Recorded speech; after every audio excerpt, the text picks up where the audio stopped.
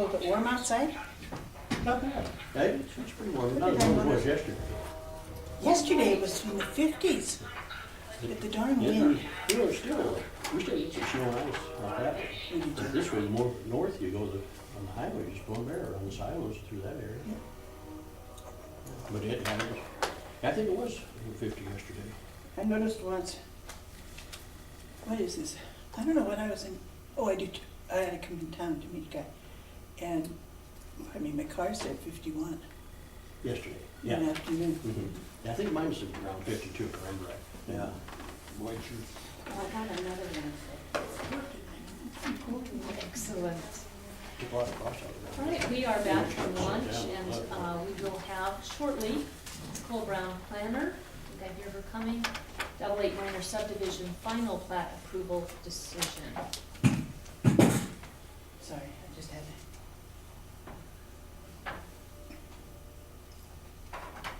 And would you mind seeing if you can find Nicole? Thanks.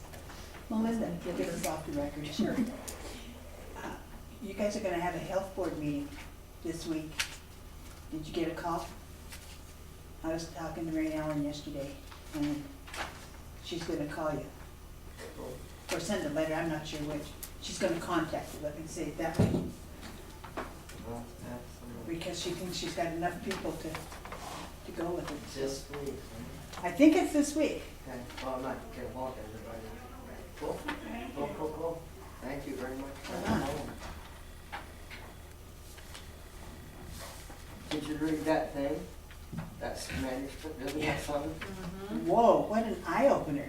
I've got highlights, and I've got this, and it just was, the more I reread it, the more I'm finding something else that I missed the first time. Like, Yeah. It's not one of those you can absorb just Right. once. It isn't, No. there's so much information all at once, it just blew me away. That last one where that lady came up with 0 alcohol, that girl, Mhm. that was, Incredible stuff. And I've got a grandson that is on, my daughter is playing it, and I keep telling him, don't do that, I don't want him to get him started on it, but she already has it, and I'm scared to death, I keep telling her, please. Yeah, please I didn't get him hear off what you it. said right at the My beginning. daughter had a grandson that they've talked into doing these pills with, and I tried to talk her out of it. I'm still trying to talk her out of doing it. She hasn't got it. She thought her appointment was 1:45. Oh, okay. We will wait. Well, Mary Ellen's got a really nice crew of about, I think, about 10 people Cool, to serve on that. cool. And I know Karen Kubios was really interested in it. yeah, she signed up. Yeah, Uh, I've been talking to her. I can't remember, there's another lady that is a psychiatric nurse. I wonder if it's that one out by Deep Creek. I don't know Used that. to be, I can't remember what her name is. Anna Kelly, Cool. if I'm not mistaken. Oh, really? Married to Mike Cole. Yeah, that's it. Yeah. And I don't, in the back. Cool.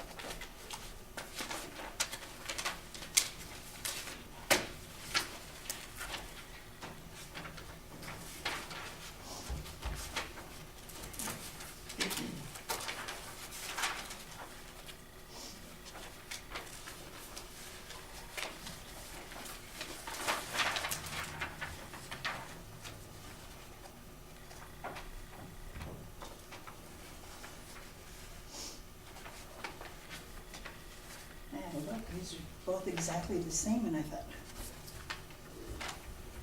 but the invoices, numbers are different.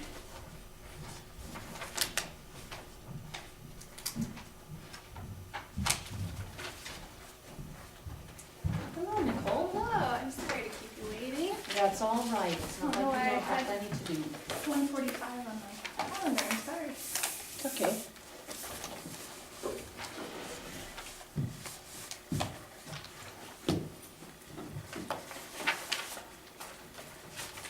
So I Great am, choice. oh, thank you. Here today to request final approval of the 88 minor subdivision. What this is, it's a commercial lot currently being utilized just south of the new town pump, not so new, but down by Three Forks for storage units. Mm-hmm. Going to maintain the same thing. This was an agricultural parcel. So in order to continue their operations, they had to go through the subdivision process.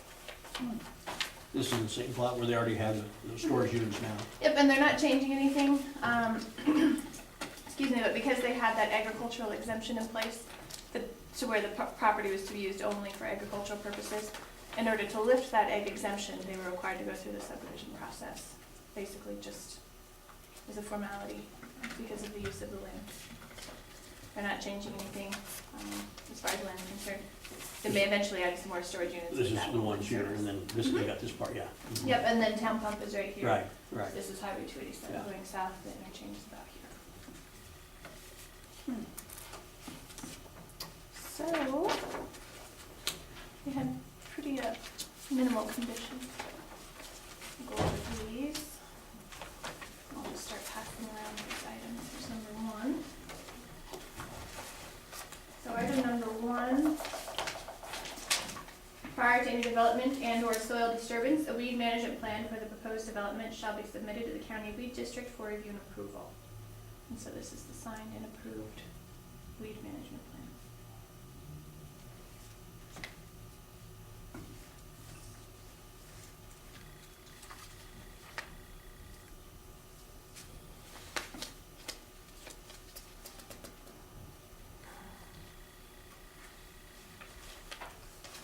Hey Nicole, how close to 3 years are we? They had requested 2 extensions already. Okay. This was given preliminary approval on November 14th, 2012.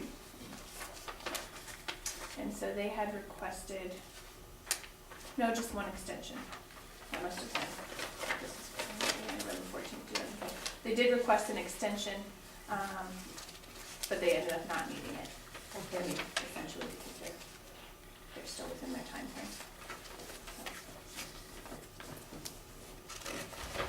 And I'm going to skip right to 2, 3, and 4 because I have no items to pass around, if that's okay.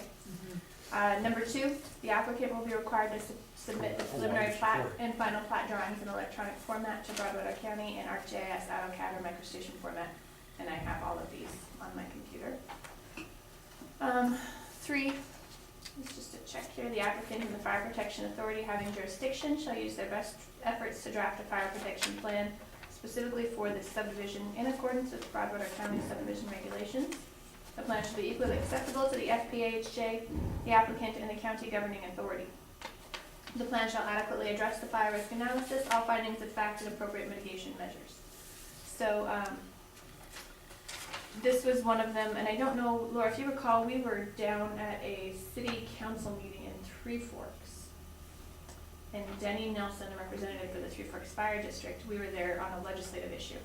He had come and spoken to the town, or to the Three Forks City Council at the same time, on some other fire issues, but anyway, what they had done is basically just had an affidavit signed that said once this received final, then they could pay the $500. It was very easy peasy. Actually, it was when this sold, but since they're not selling, since the same people are maintaining ownership, so they wrote a check for the $500. So that all just worked out just fine. That the Three Forks Fire District opted to take the cash, and they were willing to pay the cash. And this was before our new regulations. We adopted our new regulations December 2012, and this had received preliminary approval in November. So that's why it's 500 and not 1,000 like we currently have in our regulations. So anyway, everybody seemed happy, and I have a check to deposit in the Three Forks Fire Fund. So. Excellent. Number 4, the final plat shall be prepared in accordance with applicable state survey requirements, Montana Subdivision and Platting Act survey requirements, and county subdivision regulations. It's been signed and notarized by everyone. Number Number 5 is the covenants. The book and page reference to the restrictive covenants filed with the county clerk and recorder shall be indicated on the face of the final plat. In addition, restrictive covenants, revocable or alterable, only with the consent of the Board of County Commissioners, shall be placed upon the property and shall provide for the following. A, notification of the potential health risks from radon concentrations and that such risks can be evaluated through soil tests and mitigated through radon abatement techniques incorporated into structures. B, a notification that all units within the subdivision should be constructed to specifications which meet or exceed equivalent provisions in the applicable state building code for this seismic zone, which is zone 3. C, a notification that lots in the subdivision may be subject to impact fees if in place prior to lot sales. D, any additional replacement or relocated utility lines shall be installed underground in accordance with county subdivision regulations unless otherwise determined by the utility provider. E, any exterior lighting shall be directed downward to minimize visibility beyond the property lines. F, a waiver of right to protest to join a special district for the purpose of providing community water and or wastewater treatment system improvements and or maintenance. G, restrictive covenant binding the landowner, any heirs, successors, and assigns, and all future owners of property within the subdivision, agreeing therein to hold Broadwater County harmless and indemnify Broadwater County from all claims, demands, obligations, suits, causes of action, damages, and liability, including the county's costs and attorney's fees, arising in any manner whatsoever out of or relating to the existence, use, operation, repair, and or maintenance of the following. 1, earthquake fault zone, any seismic activity, and 2, water availability. H, notification of the presence of egg operations in the vicinity. I, each lot shall be maintained in a clean, attractive, and weed-free manner. Noxious weeds must be pulled, sprayed, or cut prior to seed maturity. J, a prohibition of the storage of foods, garbage, or continuous feeding of domestic pets outdoors or other activities that creates an attractive nuisance for wildlife species. K, all cats and dogs must be restrained, penned, or otherwise under the control of their owner at all times. L, a prohibition of the raising, confinement, and or keeping of livestock on all lots. M, address numbers shall be clearly marked at the driveway entrance to each lot and be easily identified from the road. N, a waiver of right to protest joining a rural improvement or maintenance district for the purpose of road maintenance, mosquito control, or equitably funding parks and maintenance of parks. And 6, prior to filing the final plat, the following improvements shall be installed or otherwise guaranteed. A, any necessary improvements required by the stormwater drainage plan, weed management plan, or approach permits. 7A, provide proof that all taxes and special assessments assessed and levied on the property are paid for the current tax year, including any past delinquencies. Here's a copy of their tax bill having been paid.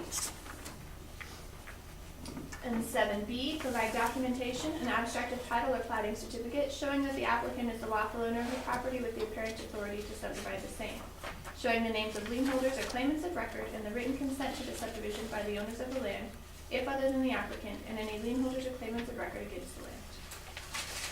And that is it.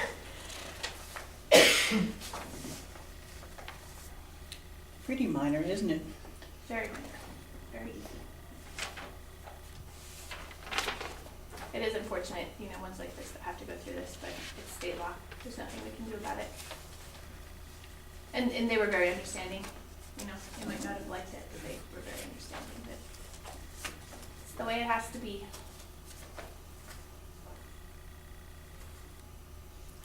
How do you say their names? Lotsie Townsend. She is actually Jean Townsend's daughter-in-law. Jean Townsend, the mayor of Three Forks, which is Former mayor. former mayor. He's not the mayor anymore. I did not know this. Wow. Who is now? He might still be the mayor, I know he's not running, I can't remember who. But it seems to me like there was a new mayor in November. So is it Oh, okay. Yin Kui Tong? That was her mother, and I was not introduced to her, so I met her. She was in today, but I was not introduced to her name.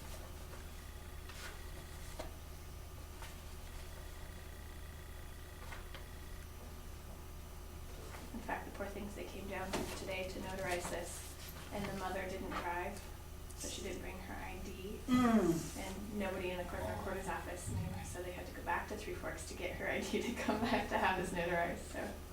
Oh. Bummer. Yeah, You know, I managed. walking with a cane, if I can just get by just taking the checkbook into the grocery store, that's what I'll do. Mhm. So last night I got quite a few groceries. Well, with their new system, they wanna see your driver's license. I said, it's in my purse in the car. I had to go get it. I said, I've been buying groceries here for a million years. Yeah. No, they need that number. It is, it's funny, Amy, you know, even if Charles had known her, he's a notary, and we still have to write that number down. I think that we do get a little, just maybe laid back, that we don't take those things places, but. Right. But it is what it is. Mm-hmm. Yeah, so they came back, yeah. Good about it. Well, any questions or concerns from the planning board? None whatsoever. All right, any questions from the board or Not really. concerns? As long as you know everything's right, taking your word for it. Yes, well, The buck stops with us, so we don't get to do that. We still have to do the research and look at all the information. Well, she So, knows where. I would Yeah. entertain a motion then to, I'll make a motion that we grant final plat approval to 88 minor subdivision in the south end of the county. I'll second that. all right, it's been moved and seconded to approve final plat approval to the 88 minor subdivision. All those in favor signify by saying aye. Aye. Aye, motion carries. super. So So how many do you have? Four. 4 times. What have you got for subdivisions just hanging out there right now? Well, I've got Lake Vista Minor has preliminary approval. Townsend Mobile Home Estates has preliminary. I had a couple of people come in to chat about subdivisions. Is that pen working? Someone? Yes, It gets funny on the Mylars. I did have an interesting conversation, a conference call with Susan Swimley and Tara Depew last week. I was unaware that with the new legislation, campgrounds are now subdivisions, which means Goose Bay will be a subdivision. Really? Interesting, and the subdividers BOR. Correct, and I did speak with Pete Stevenson at BOR, and we talked about it at length, so. Now, since they're a government entity, do they pay? Okay. Just like anybody. Just like anybody, same process, because those were some of my big questions. How do we charge the government? So, Right. you know, they haven't submitted a plan yet, but if they go forward with what they're proposing, they will need to do a subdivision, Interesting. which means they follow everything that a subdivision has to follow. So Roads included. we're under, oh, now isn't that interesting? Oh, man. That actually could be a good thing, It could be. because I we're do- talking vehicle trips per day for how many? You know, I was doing the math, and I'm terrible at math in my head, so I'm not even gonna shoot numbers out there, but, so, I need to, in fact, I'm gonna do that when I leave here, because my big question that I failed to ask Tara and Susan is, are these commercial lots or residential lots? Because I could see an argument either way, depending on what side of the fence you wanted to sit on. Commercial lots, according to our growth policy plan, are viewed at 20 vehicle trips per day. So 20 times 96 puts that into a major collector, which is paved, a paved road surface. If these and we know that at least one of them, the store, will definitely be a commercial lot. So if we were to do 95 residential, which is 8 vehicle trips per day, so I don't know what that number is, I think around 760, anyway. With the traffic that's already there, it'll be a minor number 1. Because anything 1,500 vehicle trips, 1,501 vehicle trips per day or greater is a paved surface. 401 vehicle trips to 1,500 vehicle trips is 26-foot road surface, 9-inch base, 3-inch top. So, you know, it still would need to be improved, and we have to be sure that we're only charging them their proportionate share. So, you know, this is a lot of numbers and a lot of math that we'd have to lay out there, but if all 96 of these lots are going to be looked at commercial, there's no question whatsoever that that will have to be paved. So, Wow. which is interesting. And their share, how would that be? They're- They're the end of the road? They're the only, You know, the part that we would need to figure out the proportionate share would be, is it a half mile to that entrance? Into 1 Goose mile. Bay? It's 1 mile, okay, so it's 1 mile down Goose Bay Lane into Stagecoach. So that we would have to proportionately divvy up to the BOR, but everything beyond that is entirely their responsibility. Does that make sense? Just because Yeah. there's that subdivision there, we can't put the whole burden on anybody, even if it was not BOR, if it was, you know, a developer. You would have to look at the existing traffic and the existing lots available, and then they would proportionately pay their fair share. So, interesting, and this puts them in a whole different starting point, because they've gotta get final plat approval and preliminary plat approval. yeah, exactly, and that's, you know, that's what I talked about with Pete, was just the timing of it, you know, because they, excuse me, they have to get their plan, they wanna get it 90% solidified before they submit anything to the county. He's hoping that that will take place within the next month, so within March, they would like to have their plan 90% ready. But he doesn't wanna submit anything to the county until they're at that point, because if it changes, then they have to restart with us. So, Sure. you know, so for them, it's just gonna be a timing issue. So, Wow, yeah, that puts a so whole it really, and different- it really does, and it makes sense, you know, honestly, Does. when you think about it, that, so now, any campground that's ever going to be done, which most likely it's going to be done by a government entity, I mean, there aren't going to be probably hardly any, if ever, private landowners that are going to create a campground. However, they'll be looked at as a subdivision if they can park an RV or a camp or anything on there, as long as it's not a tent campground. So, you know, there are some, say like biking trails or backpack trails where they have a small place set up for tent camping. Those don't have to go through subdivision review, but anything else does. So, Wow. And the existing ones surely are grandfathered. they are grandfathered in, but if they do something similar to what they're doing here, you know, kind of coming in and proposing a whole new plan, then those need to be reviewed by the county, so. And of course, So the that'll be Silos interesting. has such a plan that they've been kind of bantying around for years. So now they'd have to go through subdivision because it would be a significant change to what's already out there. Most likely, I mean, you know, I'm sure it would, but just, you know, looking at each specific plan, I'm sure that they would have to go through the same process. I don't know why they wouldn't. If they're not making a Interesting. significant change, which is good, because there are going to be some major impacts. I mean, as we've already seen, you know, to all of these campgrounds, there are impacts on county roads, on services, you know, sheriff's office still gets called out there, fire department can still get called out there, they may still need ambulance service. You know, so it's good, I think, that everyone's participating. So, yeah, so that's Interesting. good news, exciting news, so that's coming up. That's, and, you know, I haven't even had my pre-application meeting with the BOR yet, other than just, you know, phone conversations with Pete, but, so that's something you can expect to hear a lot of in the future. Interesting.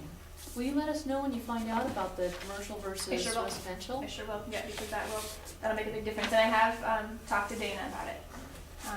Just because, you know, if they were going to be planning, not that BOR is moving, you know, super rapidly on this, but just on the off chance they were gonna, you know, do anything, I just want him to be aware of it, I guess, because it has been such a big issue, that road.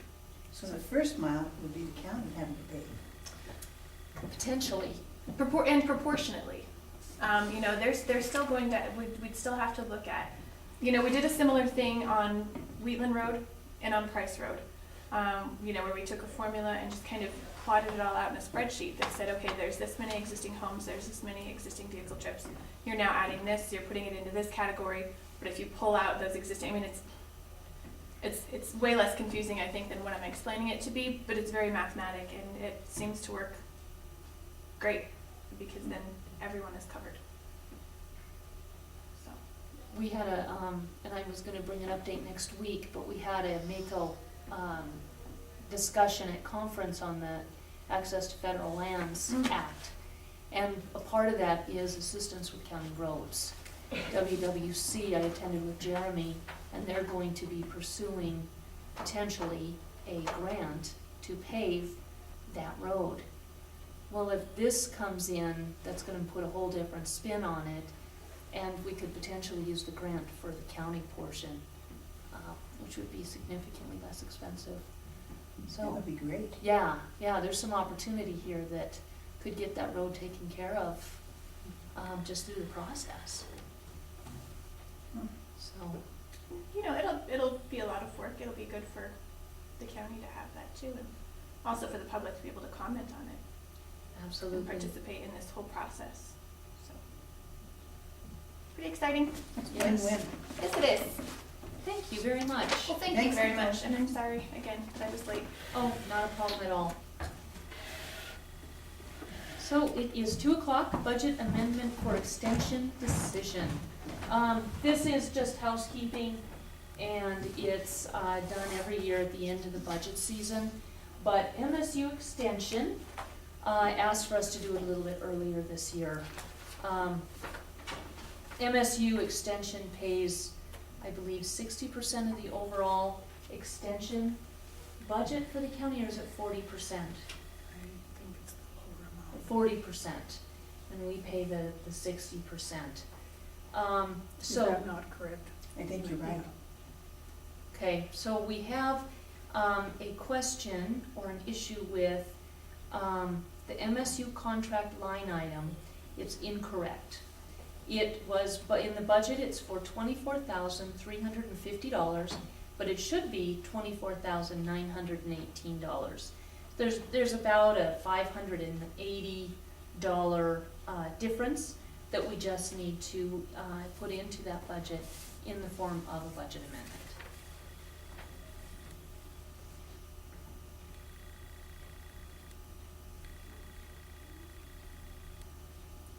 Virginia is not available today, but she said she could come and talk to us if we have any issues or problems with this. But is it something that is done every year? I thought we could just bring it up and go from there. Looks to me like it's housekeeping. Mhm.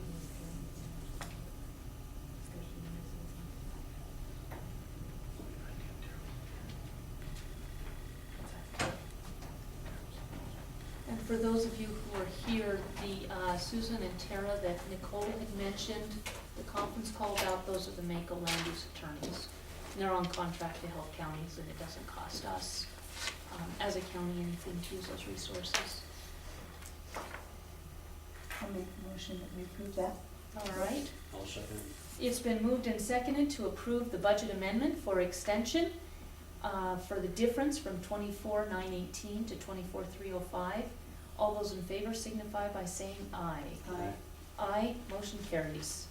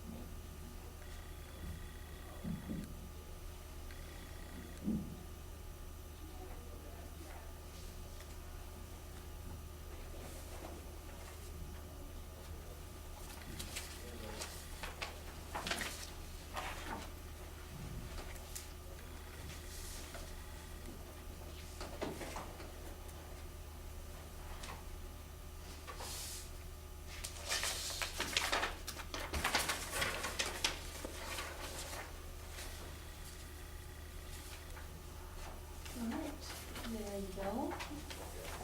And we're a little bit early. Brenda, did you have an issue you wanted to talk to us about, or are you just here to observe? You emailed and wanted somebody here, and I'm the only one available, so.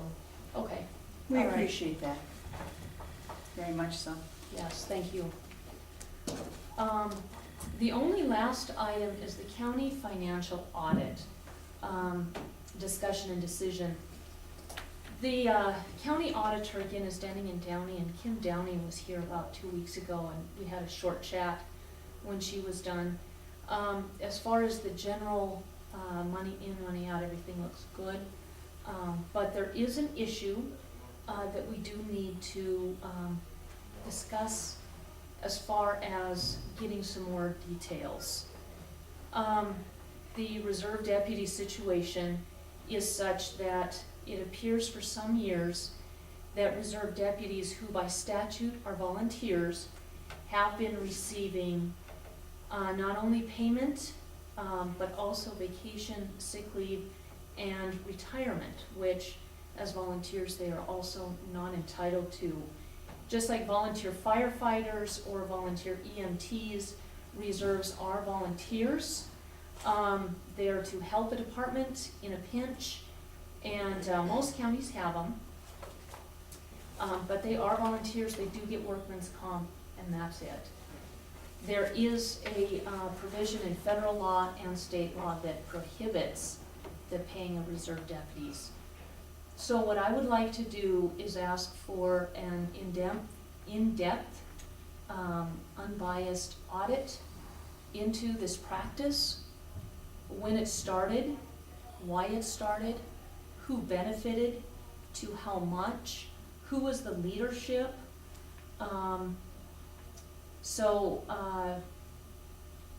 That's my request. I would like to either look at an Anderson Zermulian, who did the weed audit this year, or Denning and Downey to look into that. I do feel it should be an outside firm so that it's completely unbiased. Any thoughts? Either one of those firms would do a good job. And I don't think I just don't have a druthers as to who. I mean, I've worked with both of them, and What's your opinion, Brenda? Well, if you're gonna stop paying the reserves, can we put them as part-time employees? That will be your job as the manager, as the sheriff of your department. You'll need to look at the budget. You'll need to determine, what you can do, but you can bring a proposal to us as the department head of that department. That isn't something that we have, it's your responsibility. We have the oversight, and we need to correct the issue, but as far as the plan, that's up to you. Because, it's well before I even took over as sheriff that the reserves have been paid. And I do not have the manpower or the staff to complete my mission without those employees. And all I'm gonna say is the law's the law. We're bound to obey it. It's federal and state law. There was a training, I understand, by post. And I was at that training, and federally, if somebody is called out and requested to work for you, you're also required. Like I said at the last meeting with you guys, it's a catch-22. Wasn't there a, There's a difference when you require somebody to volunteer, like as a Lion or a Rotary, and you require somebody to come out and work. There's different volunteer groups. wasn't there something done there a few years ago, Brenda, where all those certificates were brought up to date and there was that kind of a review? Sorry, I had to shut this thing up, it's buzzing in my rear end. There was, and there's a difference between, let's say, I'll use Andy Martin. Okay, he is a post-certified reserve deputy that meets all the requirements of a peace officer, of a deputy sheriff. The reserves are all, I shouldn't say all, they meet all the requirements of the state. Now, there it goes again, I'm sorry. you have a noisy back end. I know. Oh, no, that's on Let tape. me just shut this off. Why it does that? There we go, that's the last. buzz. That's the last buzz I'm gonna get for right now. You've got Rusty and Andy that, Daryl's leaving right now. I mean, that's what Lynn was just checking to see how long we're gonna go. Because Daryl's leaving. Today's his last day? Today's his last day. So until we can get somebody to fill Daryl's spot, I mean, we'd intended on using Rusty and Andy to help us fill that position. You know, they're post-certified. They meet all the requirements to do just as, I mean, they have their basic certificate just like I do, just like Lynn does. They've been through the academy, the full-fledged academy. They are peace officers through the state of Montana. They have their basic certificate. Could you offer them, or I suppose you'd have to, You have to go through the process. You can't can you do just- it in-house first? Well, but you still have to, per statute, go through just to make it fair across the board, you still have to go through the process. Brenda, we're not You debating, know, is is what I'm saying, but until you can offer it to them, you still have shifts to cover, is what my point is. Brenda, we're getting a little bit off track here. We're not debating their qualifications by any extent. The problem is the law federally and the law state, the Montana statute says reserve deputies are volunteers. As volunteers, they may not be paid for their services. Just like our volunteer firefighters, when they're called out for a fire, they're not getting paid. They're volunteering their time for the good of the community. That's the purpose of reserve deputies. If you want to pay them, you need to put together a plan. That's correct, follow the process. But we cannot violate the law because it's convenient. We have no option for that, period. The minute we as a county say we're gonna violate the law because it's convenient, is the day that we open up our taxpayers to serious lawsuits. We do not have that option. That is irresponsible on our part, period. And that's why I would like to figure out how this happened, at what point it was understood that it shouldn't be happening, why it wasn't brought forward, who benefited. We need to address these issues because this is very serious. And we need to put forth every effort to understand what happened and correct it as immediately as we can. So, So what is the audit, oops, I'm sorry. no, go ahead. What is the audit gonna cost? I guess what I'm getting at, instead of beating around the bush, do we have to advertise it? No, we don't. It's under the threshold. The audit for weed, ended up being a couple $1,000s. I don't know how much, but that was an overall department-wide, all grants, chasing the cash audit.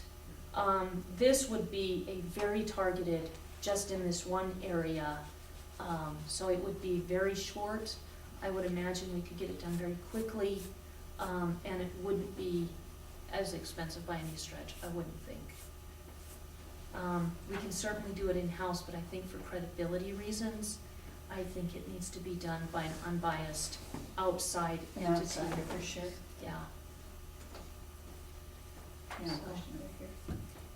And we will take comments after we have a vote and a second, or Okay. excuse me, a motion and a second. So, does anybody have a preference on which one of these audit firms to use? No, I think it's up to Brenda to check with Post and those there and find out what tested. We might not even need this audit. I think you can get all the information we probably would need. don't If you there's think? been illegal action, Franklin, why aren't you interested in pursuing what the story is? You're the one saying it's illegal action. No, Franklin, it's in statute, it's in the law.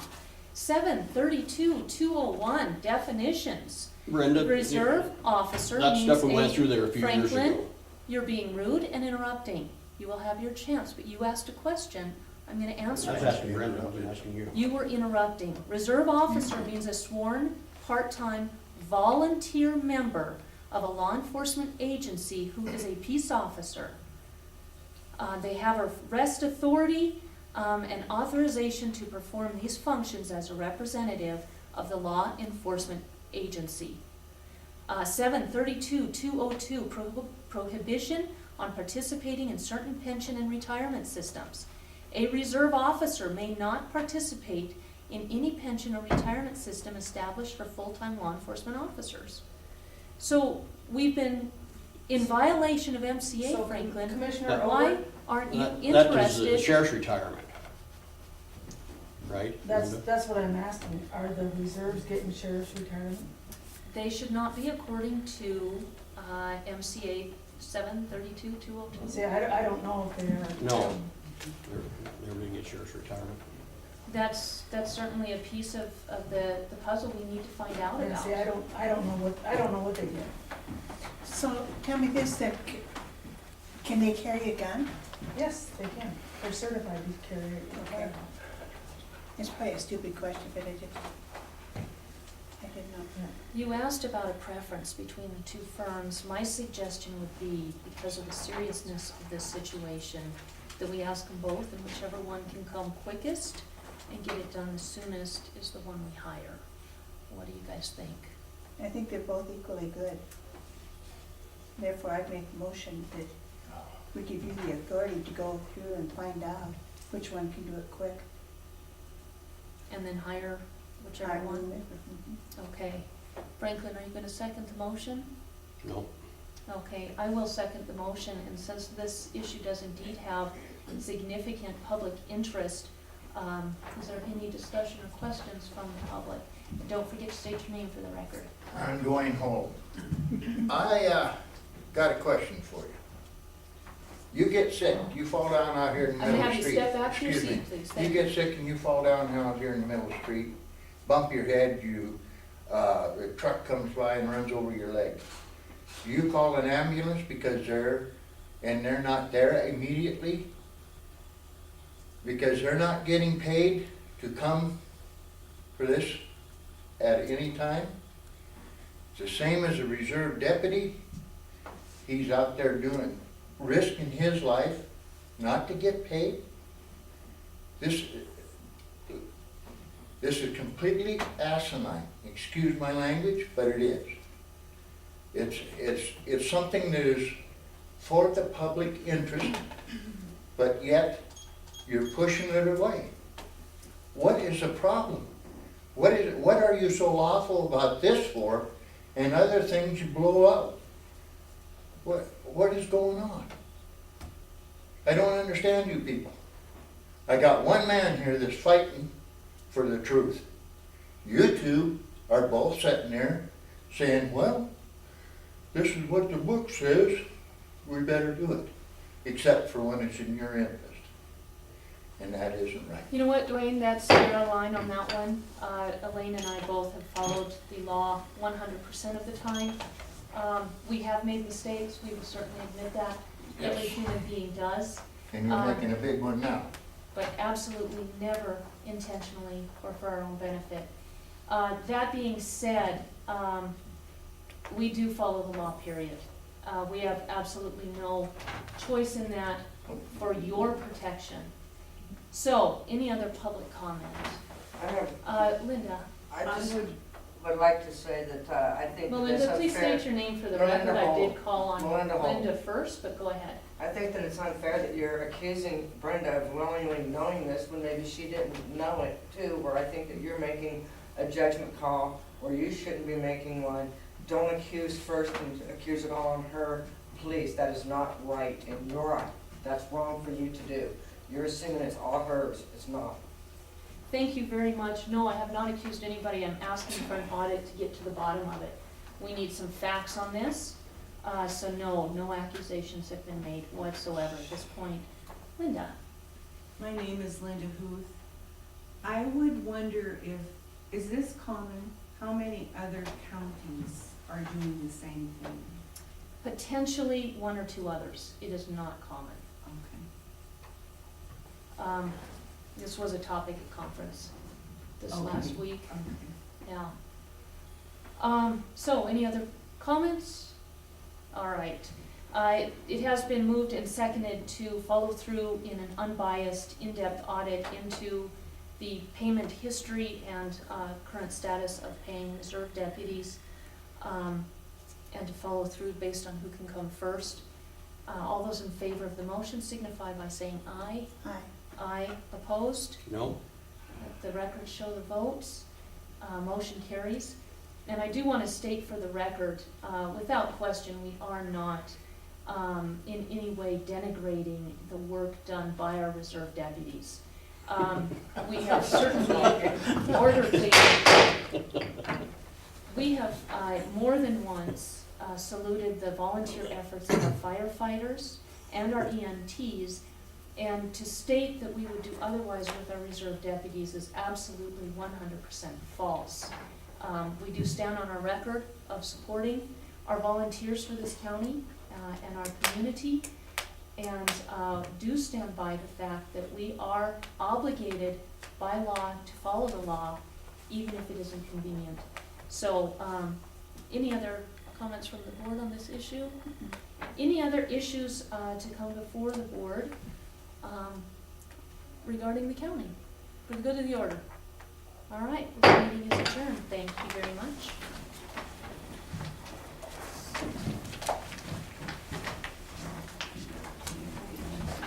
What are you gonna do tonight when everybody quits? When you call a reserve up and say, I need you to transport a prisoner? He says, no, I ain't getting paid anything. Have you been through these ones?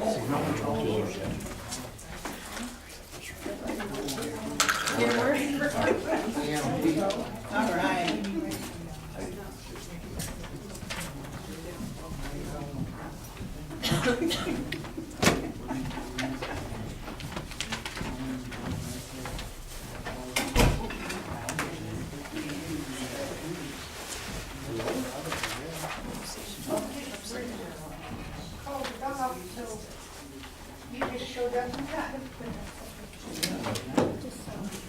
Yeah? Again, I don't know what I take from the article, just so I have your